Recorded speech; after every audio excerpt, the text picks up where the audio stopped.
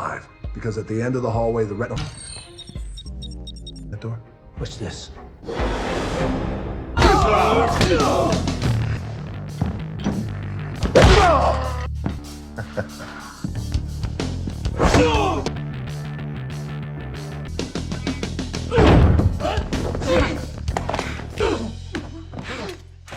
A rogue MI6 agent, Hattie Shaw, injects herself with a deadly programmable virus called Snowflake to prevent it from falling into the hands of Eteon, a technologically advanced organization. Framed for betraying her team by Brixton Lore, a cybernetically enhanced super soldier, Hattie is hunted by Eteon. Unlikely allies, the formidable DSS agent Luke Hobbs and the cunning mercenary Deckard Shaw are forced to work together to protect Hattie and retrieve the virus, leading them on a globe-trotting mission filled with high-octane action and hilarious bickering. Let's roll! You think?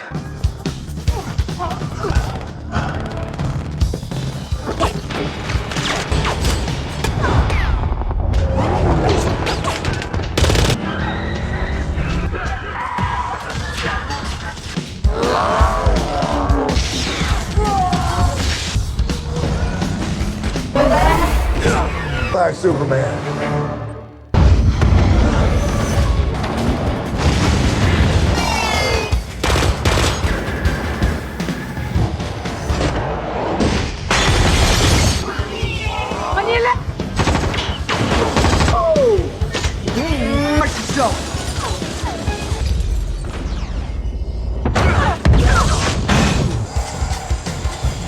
Thinking what I'm thinking, Shaw?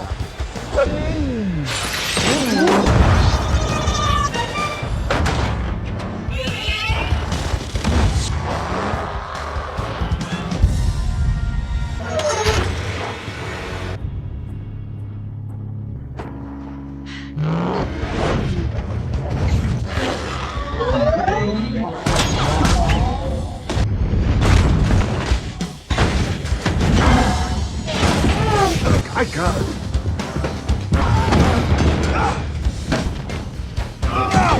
Let's go.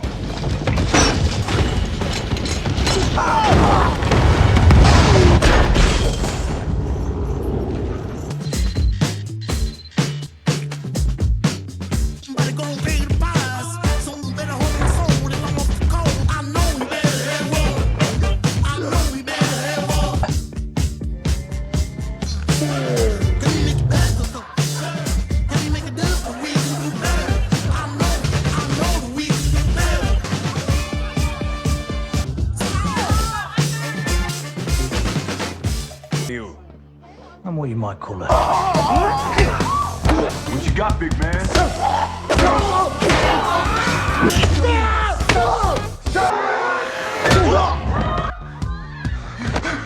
I'm gonna kill you! Okay, you get the idea. I don't know. I don't like Outfit. Black tech. Platinum.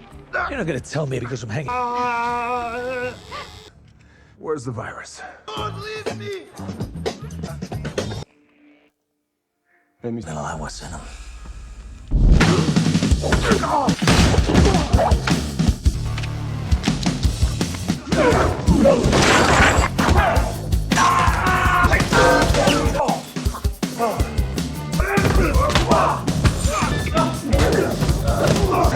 I wish a lot of things right now.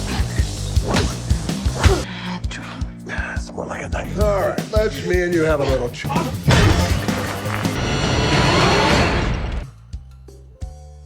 Where'd you hear that from? God damn it! It's not the day. Hobbs! You said I need to be saved. That is my sister. There are people after you. Believe me, I know this.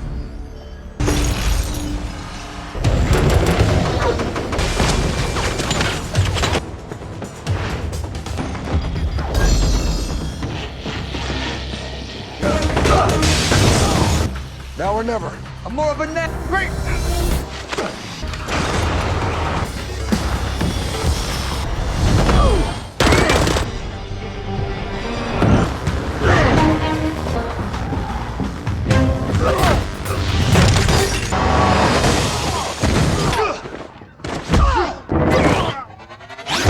Hey,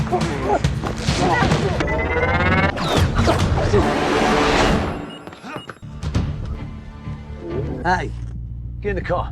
Ed, We're all going. Going for mine, running out of tips in the dark like a night stalker. Back in a cool and pride, I got me.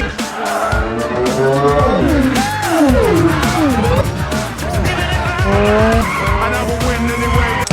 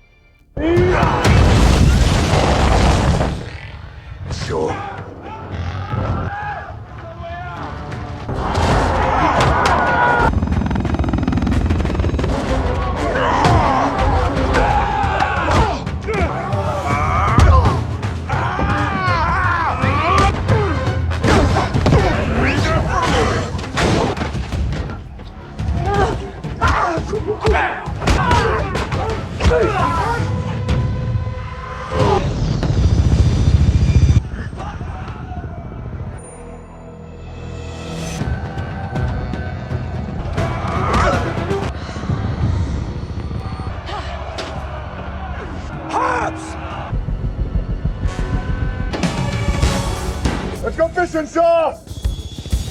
Hold up!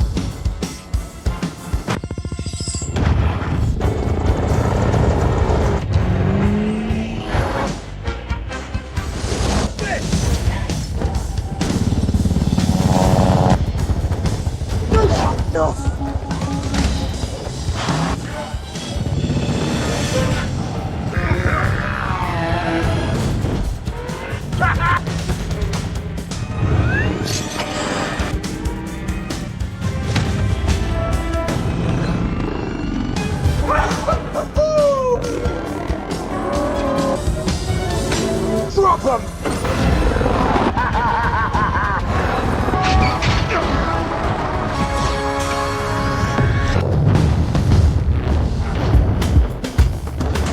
Incoming!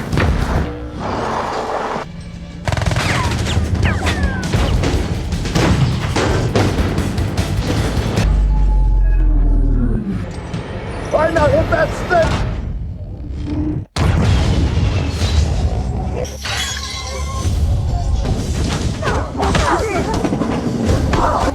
Hattie!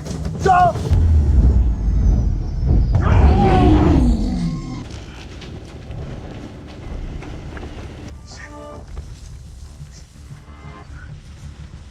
Hey, get out, you're gonna die! You see the... This doesn't end your way, boy! For you! You ever lose shit up? You know, I almost feel bad for you. I was beginning to like you!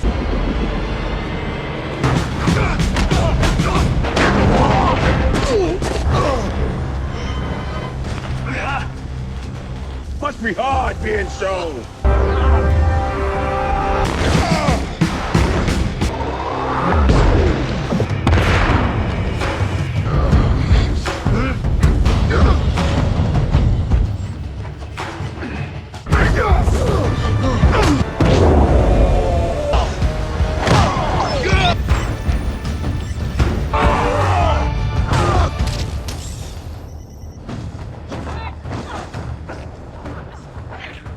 Hey guys, today we are diving headfirst into the adrenaline-pumping, laugh-out-loud world of Fast and Furious Presents Hobbs and Shaw, a spin-off that proves some rivalries are just too good to keep apart. We're talking about a movie that takes the Fast and Furious mantra of family and physics are merely suggestions to a whole new, delightfully absurd level. From a genetically enhanced super soldier to a Samoan showdown that redefines home turf advantage, this This film is a wild ride from start to finish.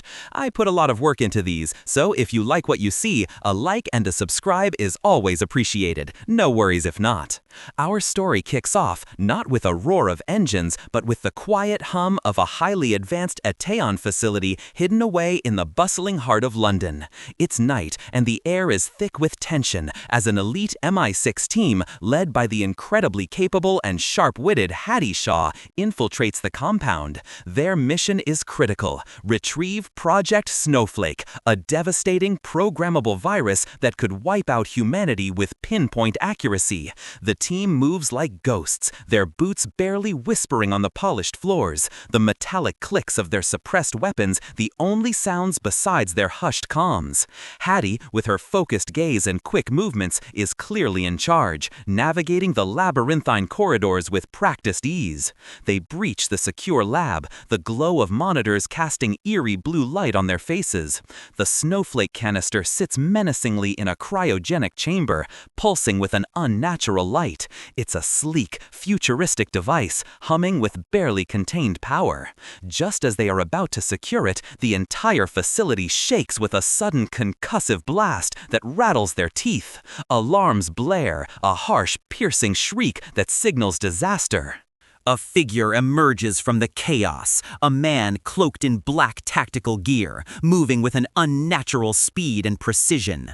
This isn't just any mercenary. This is Brixton Lore, a former MI6 agent believed to be dead, now resurrected and cybernetically enhanced by the mysterious organization Ateon.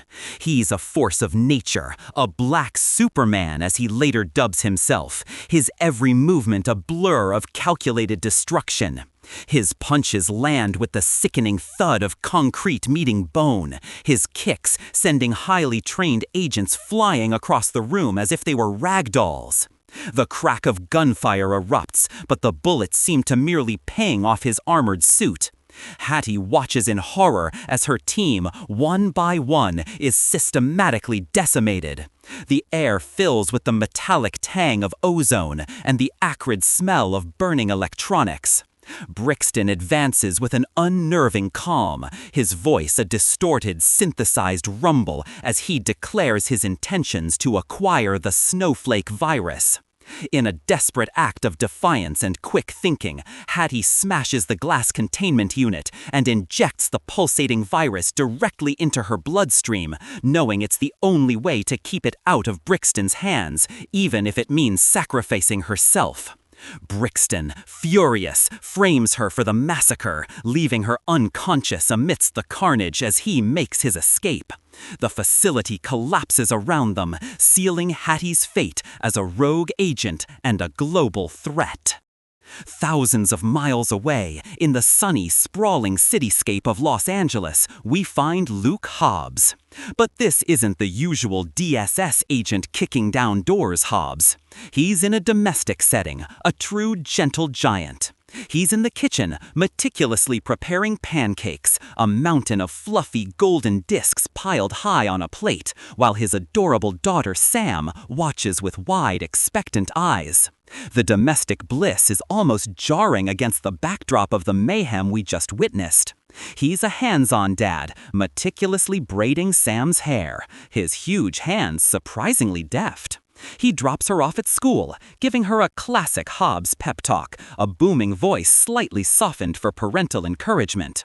Later, he's in his garage, a sprawling temple of iron and grit, lifting monstrous weights, the groan of the metal and the grunt of his exertion filling the air. He's clearly trying to stay fit, but there's a certain emptiness in the routine, a yearning for the action he's put aside.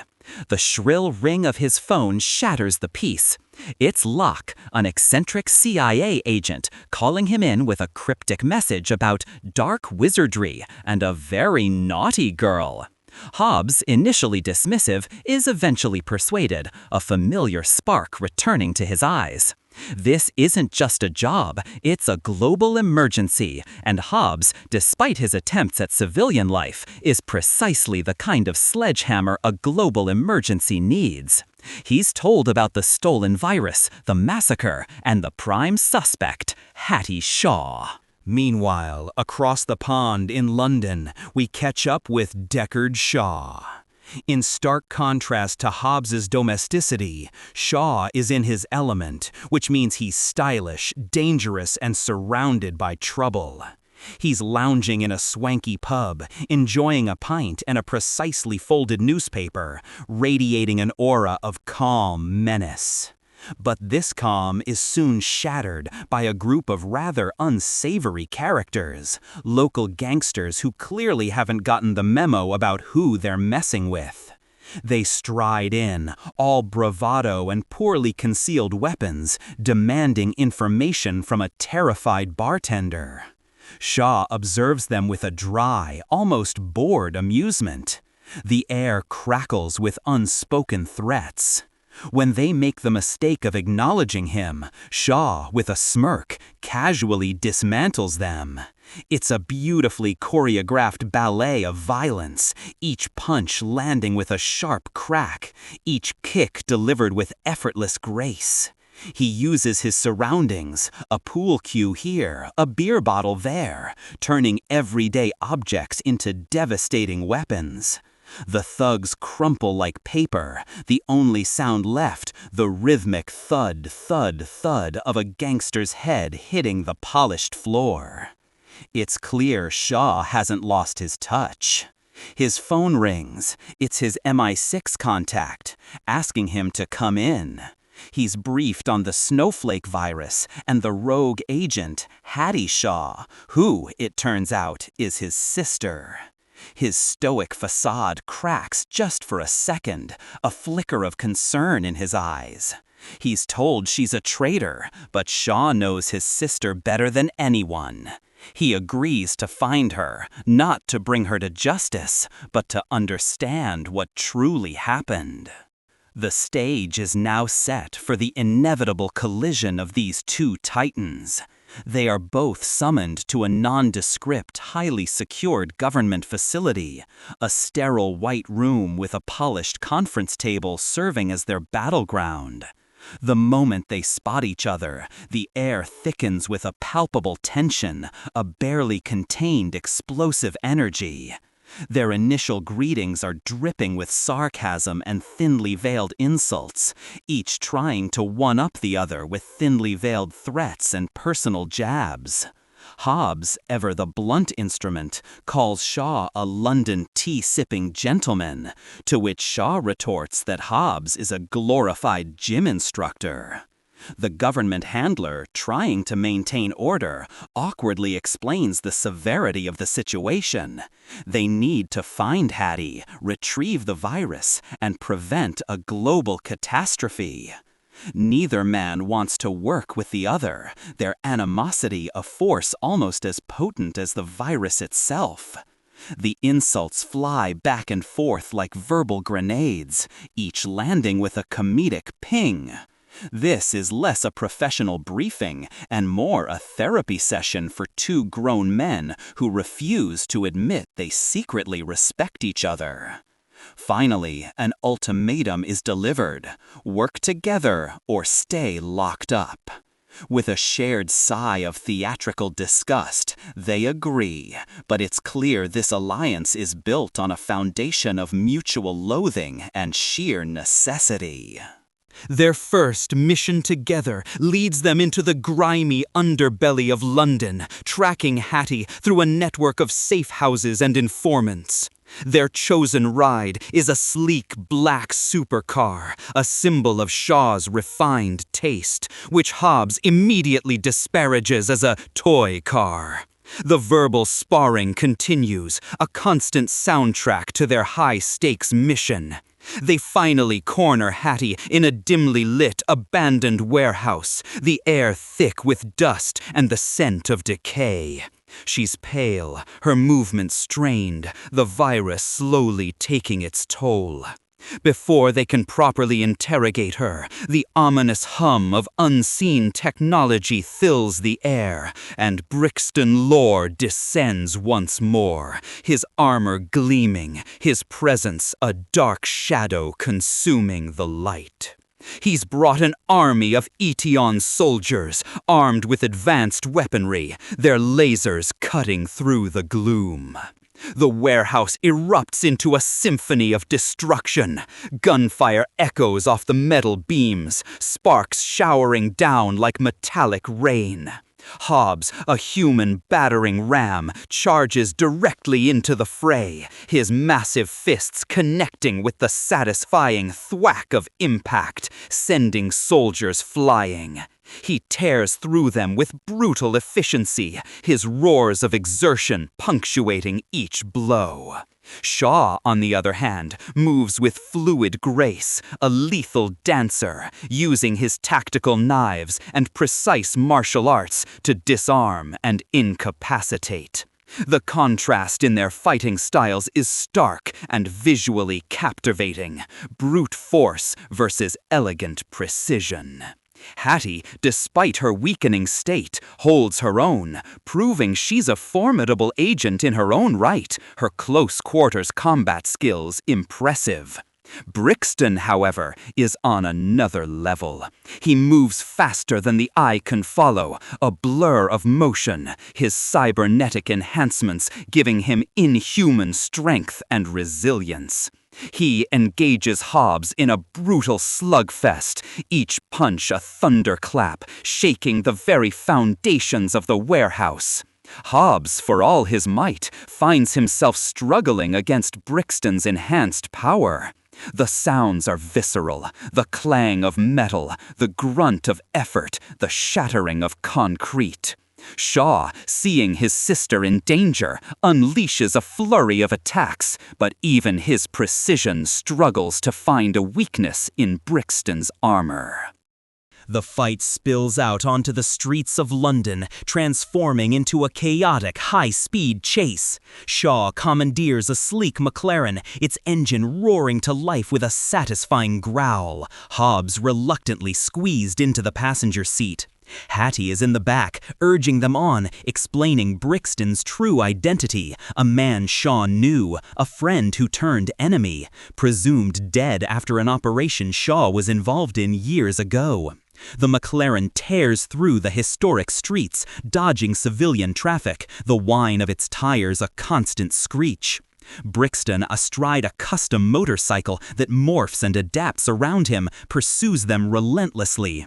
This isn't just a motorcycle, it's a technological marvel, shifting its form to navigate impossible spaces, glowing with an internal, sinister light. The chase is relentless, a ballet of near misses and impossible maneuvers. Cars are shunted aside, lampposts crumple like tin cans, the cacophony of screeching tires and blaring horns filling the urban soundscape. Hobbs, in a truly classic moment, manages to pull a passing double-decker bus sideways with a well-aimed grappling hook, creating a massive improvised roadblock that buys them precious seconds. The sheer audacity of the move draws a wide grin from Shaw, a rare moment of grudging respect between the two. They manage to shake Brixton for a moment, finding temporary refuge in Shaw's ridiculously opulent and gadget-filled London penthouse. It's less an apartment and more a high-tech fortress, complete with hidden compartments and surveillance screens. The immediate aftermath of the chase is filled with more verbal sparring, but it's now laced with a new urgency. Hattie collapses, her condition deteriorating rapidly, the virus actively trying to rewrite her DNA. The stakes are higher than ever. Hattie explains the virus needs to be extracted within a very tight time frame, or it will become permanently fused with her, killing her, and then spreading globally. This isn't just about saving the world, it's about saving Deckard's sister. He's visibly shaken, a vulnerability flickering in his usually cold eyes. They use Shaw's advanced tech to trace the origin of the virus and search for a means to extract it. They discover that the extraction device was designed by a brilliant but reclusive Russian scientist named Professor Andreyko. Their next stop, Moscow. The journey to Moscow is fraught with dangers and, predictably, more bickering. They travel via private jet, Shaw impeccably dressed, Hobbs looking like a lumberjack at a black tie event. Hattie tries to mediate, but their personalities are simply too explosive to stay quiet for long. The mission requires them to infiltrate a shadowy organization to find a contact who can lead them to Draco. This involves a clandestine meeting in a lavish Moscow nightclub, a dizzying array of flashing lights, pulsating bass, and stylishly dressed patrons. Shaw, ever the master of disguise and deception, slips in effortlessly, while Hobbs, with his imposing physique, just barrels through, a human bulldozer clearing a path. The tension is palpable as they navigate the crowded dance floor, searching for their contact, Madame M, a notorious figure in the criminal underworld who also happens to have a complicated history with Shaw. The meeting is anything but smooth. Madame M, portrayed with an air of sultry danger, provides the information they need, but not without a hefty dose of playful flirtation aimed squarely at Shaw, much to Hobbs's amusement and Shaw's subtle discomfort. However, Etienne forces, having tracked them, burst into the club. The pulsing music abruptly cuts out, replaced by the screams of the clubgoers and the sharp report of gunfire. Chaos erupts. The fight that ensues is a breathtaking display of action. Hobbs, now in full combat mode, uses tables as shields and enemies as projectiles, sending bodies flying across the slick dance floor. The sounds of breaking glass, grunting men, and the rhythmic thud of Hobbs's fists fill the air. Shaw, moving with characteristic precision, takes down opponents with swift, elegant strikes, disarming them with a flick of his wrist. Hattie, drawing on her MI6 training, uses her environment to her advantage, ducking and weaving through the melee. Madame M, surprisingly, proves to be a formidable ally, demonstrating her own impressive combat skills, adding to the visual spectacle. The escape from the club leads to another high-octane chase through the rain-slicked streets of Moscow. They commandeer a heavily armored vehicle, a hulking beast that looks like it could withstand a small war. The chase sequence through Red Square is nothing short of spectacular, the iconic landmarks blurring past as they try to evade Brixton's forces. Brixton, once again on his transforming motorcycle, is hot on their heels, his digital voice taunting them over their comms. The sounds are a symphony of destruction, the screech of tires, the roar of engines, the relentless rat-a-tat-tat of automatic gunfire, and the metallic clanging as their armored vehicle scrapes against street furniture. At one point, Hobbs, with a surge of raw strength, tears a metal barricade from its moorings and hurls it at a pursuing vehicle, sending it spiraling into a fiery wreck. Shaw, driving with a reckless abandon that belies his calculated precision, executes a series of impossible drifts and swerves, narrowly avoiding incoming fire. They finally manage to lose Brixton by creating a massive pileup in an underpass, the sound of crumpling metal and shattering glass a testament to their destructive escape. Their intel leads them to a secluded Etienne black site in Ukraine, a sprawling, brutalist complex carved into a desolate landscape, shrouded in an eerie fog. This is where Professor Draco is being held, forced to work for Etienne. The infiltration is a tense, stealth-focused operation, a stark contrast to the preceding chaos. Shaw, the master of infiltration, leads the way, his movements silent, his actions precise. Hobbs, while less subtle, proves surprisingly effective at silent takedowns, his enormous hands muffling screams with ease. The visual details are striking, the stark, unforgiving architecture of the facility, the low hum of advanced machinery, the rhythmic ping of security scanners.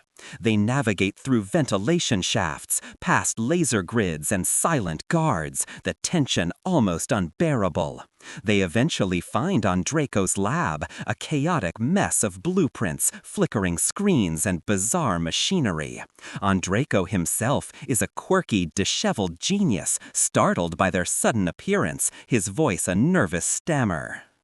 Draco reveals a crucial piece of information. The extraction device isn't just one machine, it's two. The core extractor is in his lab, but the crucial activating key, a smaller, intricately designed piece, is kept in the main Etion facility. Without both, the virus cannot be safely removed from Hattie. To make matters worse, Etion knows they are there. Alarms blare, a piercing, insistent shriek, and the facility comes alive with armed guards. The escape from the Ukrainian facility becomes a large-scale, explosive affair. Hobbs and Shaw unleash their full arsenal, moving as a surprisingly effective, if still argumentative, unit. Hobbs uses his raw power to smash through walls and doors, creating new escape routes, the sound of collapsing concrete deafening. Shaw, meanwhile, provides covering fire with incredible accuracy, his bullets finding their targets with satisfying thwacks. Draco, surprisingly nimble for a man of science, clings to them, offering frantic technical advice. The fights are brutal and fast-paced, a blur of motion, gunfire, and close-quarters combat. The air is thick with the smell of gunpowder and burning metal. Brixton Lore reappears, his voice a menacing growl, cutting off their escape. He unleashes a barrage of weaponry, his aim perfect. This sequence is a masterclass in action choreography, with the trio using every available piece of cover, dodging explosions and returning fire.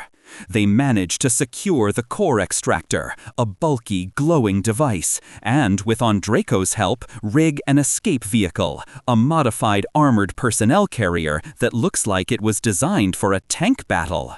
The roar of its engine fills the cavernous facility as they smash through the remaining security forces, leaving a trail of destruction in their wake.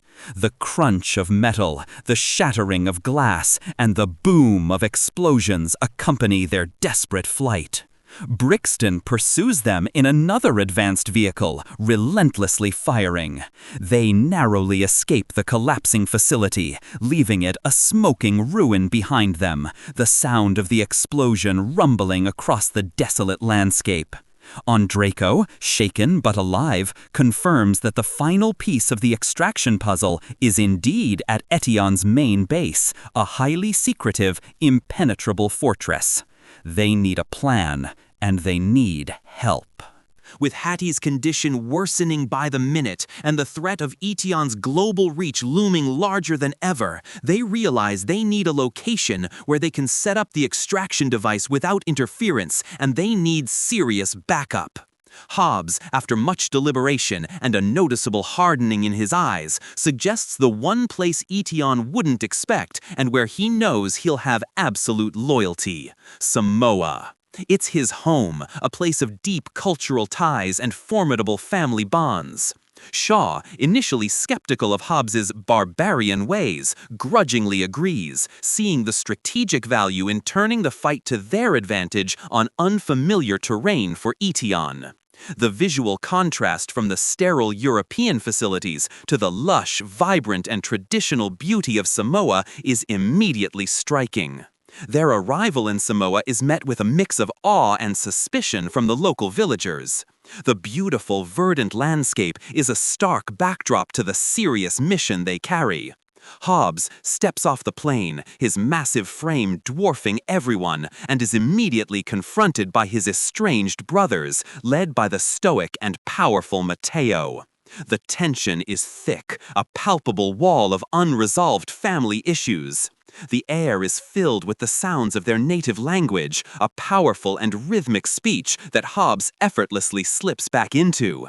His family, a formidable band of warriors, have harbored resentment towards Hobbs for leaving Samoa and his roots behind to work for the man. The initial reunion is less a warm embrace and more a standoff, a clash of cultures and past grievances. Hobbs, however, carries a deep respect for his heritage, despite his disagreements with his family. He presents Hattie as a vulnerable guest, emphasizing the honor code and the need for protection against Etion, an outside threat to their way of life. His formidable mother, a wise and powerful matriarch, steps in, her presence commanding respect from everyone. She delivers a powerful, heartfelt speech in their native tongue, reminding Hobbs of his responsibilities to his family and his people. Her words cut through the tension, inspiring a profound sense of unity. Slowly, begrudgingly at first, then with growing conviction, Hobbs' family agrees to stand with him. The village transforms from a peaceful, idyllic haven into a bustling hive of preparation for war. The sounds of hammering, the sharpening of traditional blades, and the determined chanting of the warriors fill the air. It's a fascinating blend of ancient traditions and modern ingenuity. Hobbs teaches his family members how to prepare for a mechanized enemy, adapting traditional traps and weapons to counter Etion's advanced technology. Trees are felled and shaped into formidable spikes, nets are woven from strong vines, and deep pits are dug and camouflaged. Shaw, initially aloof, eventually joins in, offering his tactical expertise and surprisingly effective combat training to the Samoan warriors. He teaches them advanced hand-to-hand techniques, showing them how to exploit weaknesses in modern body armor, his movements sharp and precise, contrasting beautifully with the raw power of the Samoan fighters. The montage of them training, a blend of traditional dances and modern combat drills, is inspiring. Hattie, meanwhile, is set up with the extraction device, her health deteriorating, the virus visibly spreading beneath her skin like a spider web of dark veins. The soft hum of the half-assembled machine is a constant reminder of the ticking clock. The fateful day arrives, heralded by the ominous roar of Etion's arrival. The sky darkens with a squadron of advanced, stealthy helicopters, their rotors beating the air with a deafening thrum. On the ground, a convoy of heavily armored vehicles, bristling with weaponry, approaches the village, kicking up massive clouds of dust. Brixton Lore, flanked by his elite cybernetically enhanced soldiers, emerges, his digital voice booming over loudspeakers, demanding Hattie and the virus. The air crackles with impending violence. The Samoan warriors, adorned in their traditional attire, their faces painted for battle, stand ready, their primitive yet effective weapons glinting in the sun. The battle begins with an earth-shattering explosion as the first of Etion's vehicles rolls over a cleverly camouflaged pit, collapsing into a fiery wreck. This is immediately followed by a barrage of traditional projectiles, spears, and arrows fired with surprising force and accuracy, disabling drones and slowing the advance. The sound of explosions and the fierce war cries of the Samoan warriors echo across the island, mixing with the harsh clatter of Etion's automatic gunfire. Hobbs, a titan among his people, leads the charge, a booming war cry erupting from his chest as he smashes through Etion's soldiers with raw, unadulterated power. His punches land with the force of a wrecking ball, thudding against armor and sending men flying. Shaw, meanwhile, operates with cunning and agility, flanking Etion forces, taking them down with precise headshots and swift, debilitating strikes. He moves like a phantom, appearing and disappearing in the chaos, a stark contrast to Hobbs's frontal assault. The battle is relentless, a whirlwind of fists, bullets, and explosions. The advanced Etion helicopters descend, their mounted machine guns spewing a torrent of lead, tearing through the jungle foliage. In a truly iconic and ridiculously over-the-top sequence, Hobbs and his brothers, using their knowledge of the terrain and incredible strength, engineer a plan to take down the choppers. They commandeer a fleet of custom-built trucks and SUVs, modified with reinforced steel and massive engines. The plan is simple yet insane. They chain the vehicles together, forming a massive kinetic tether. The heavy clanking of the chains as they're attached, the furious shouts of the brothers, and the revving of engines create a thrilling crescendo. Hobbs, with a superhuman heave, throws a chain high into the air, hooking it onto the landing skid of one of the helicopters. The subsequent struggle is pure, visceral action. The trucks roar, their tires digging into the earth, straining against the immense pull of the helicopter. The helicopter pilot, fighting for control, struggles against the incredible combined power of the Samoan trucks. The sounds are a cacophony of tearing metal, grinding gears, and straining engines, interspersed with the frantic yells of the warriors.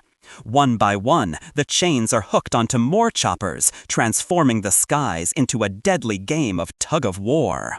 The sheer physics-defying spectacle of multiple helicopters being dragged down by chained-together trucks is a breathtaking testament to the Fast and Furious franchise's disregard for conventional science. Eventually, with a final massive pull, the choppers are ripped from the sky, crashing into explosive fireballs that light up the jungle. The ground shakes with the impact, the boom reverberating for miles. Amidst this chaos, Hattie, weak but determined, continues to fight for her life as the extraction machine slowly purifies the virus from her system. The machine hums with a steady, rhythmic thrum, its internal lights flickering, a beacon of hope against the surrounding destruction. Brixton, furious at the unexpected resistance, confronts Hobbs and Shaw directly. He's tired of the games. Their final showdown is a brutal, bare-knuckle brawl. Brixton's enhanced strength and speed initially overwhelm them. His punches land with a concussive force, sending Hobbs sprawling, and his kicks are fast enough to catch Shaw off guard. The sounds of their blows are sickeningly real. The crack of bone, the grunt of pain, the thud of bodies hitting the ground. But Hobbs and Shaw, despite their differences, have learned to work together. They combine their contrasting fighting styles, a seamless blend of Hobbs's raw power and Shaw's calculated precision. Hobbs takes the hits, creating openings, while Shaw exploits Brixton's system glitches, targeting his weak points. They bait him, trick him, and outmaneuver his predictive combat system.